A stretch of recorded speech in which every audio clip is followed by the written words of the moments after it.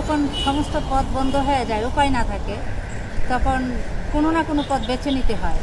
অন্য কোনো ওয়ে নাই আমার দ্বারা, আমার অন্য কোনো ওয়ে না পেয়ে আমার এই কাজটাই বেছে নিতে হয়েছে। আমার ফ্যামিলিতে কেউ নেই, আছে মুরব্বী বাবা আছে।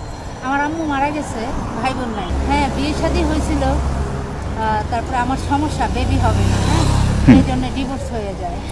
হ্যাঁ, কষ্ট তো অনেক, 7-8 ঘন্টা সাইকেলিং করতে হয়, আর রোদের মধ্যে বুঝে নেই তো, একটা পুরুষ মানুষই 7-8 ঘন্টা যখন সাইকেলিং করে অন্যরকম হাঁপায়া যায়। তো আমি একটা মেয়ে মানুষ, সেই তুলনায় তো আমার তো বেশি কষ্ট হয়।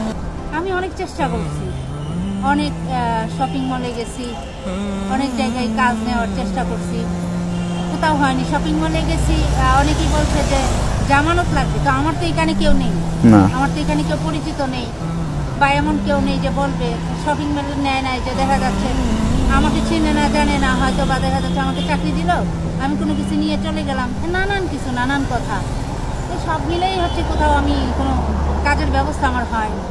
আমার কিন্তু খুবই ইচ্ছা ছিল যে আমি নামাজ কালাম পড়বো, পর্দায় থাকবো, আল্লাহকে রাজি খুশি করবো, এটা আমার খুবই বেশি ইচ্ছা ছিল।